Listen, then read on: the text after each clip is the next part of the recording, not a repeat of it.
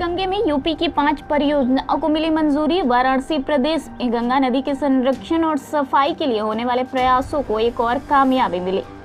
जहां दरअसल नमामि गंगे के सह संयोजक उज्जवल वर्मा काशी दौरे पर वाराणसी पहुंचे। उन्होंने बताया कि जिस तरह से प्रधानमंत्री नरेंद्र मोदी के कार्यकाल में गंगा सफाई योजना को एक नई मुकाम मिल रही है, जो हर्ष की बात है।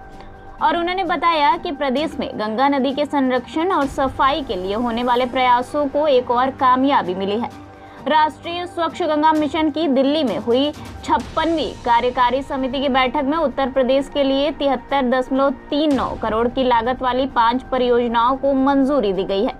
नमामि गंगे और IIT BHU के बीच संस्थागत ढांचे के तहत वाराणसी में smart laboratory for clean river परियोजना के सचिवालय की स्थापना की जाएगी। बुलंदशहर के गुलावटी में एक महत्वपूर्ण पर्यावरणीय परियोजना को मंजूरी दी गई है। इसका उद्देश्य गंगा की सहायक पूर्वी काली नदी के प्रदूषण को रोकना है। अंबेडकर केंद्रीय विश्वविद्यालय लखनऊ द्वारा प्रकृति आधारित समाधानों के माध्यम से ऊपरी गोमती नदी बेसिन में निचले क्रम की वाराणसी धाराओं और सहायक नदियों के कायाकल्प की 2024 योजना को भी मंजूरी दी गई। ये तो हमारे लिए सबसे पहले बहुत ही गौरव की बात है। हमको देश को हमने ऐसा प्रधानमंत्री जनता ने दिया है जो हमेशा गंगा की चिंता करते हैं। पिछले वर्ष भी वो अपना जन्मदिन का हर गिफ्ट ऑक्शन लगा के माँ गंगा के नाम जितना पैसा आया माँ गंगा के नाम सफाई पे दे दिए।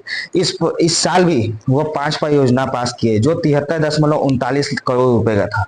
इससे हम लोग को लाभ, माँ गंगा को सिर्फ लाभ नहीं है, इससे गोमती नदी को भी लाभ है, काली नदी को, जितनी गंगा की सहयोगी नदी है उसको लाभ है। और आप देखिए बनारस में गंगा कितनी साफ हो चुकी है, गाजीपुर में गंगा कितनी साफ हो चुकी है। कल मैं बलिया आया था, बलिया बक्सर से बलिया वाले पुल पे था, मुझे लग ही नहीं आता कि इस समय फ्लड आया हुआ है। पहले तो फ्लड के समय पूरा पानी मटमैला हो रखा था, आज इतना साफ हो चुका है। पहले की सरकार जब थी 14 के पहले आप देखेंगे यही माँ गंगा में पूरे बनारस की सीवर लाइनें थी जो आज बंद हो चुकी हैं। और ये परियोजना माँ गंगा तो पहले से साफ थी और हो भी रही है।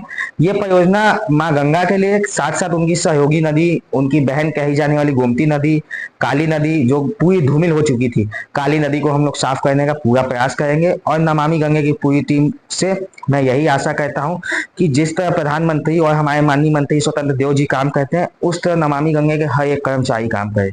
अब आगे का क्या दिशा निर्देश होगा, किस तरह से और आगे आप लोग घाटों के और अगल बगल जो क्षेत्र हैं उनके कार्य करने का? घाट सफाई तो हर जगह चल रही है और जहां जहां माँ गंगा है या सहयोगी नदी है जैसे नदियां तो घाट बनाने का भी काम चालू हो रहा है। पहले तो जैसे कि हम लोग जिस जिले में घाट नहीं था उस जिले में घाट बना है। भदोई में घाट पे आरती होना चालू हो गया। मिर्जापुर में पहले होता था लेकिन छोटे स्केल पे होता था, अब अच्छे स्केल पे होने लगा।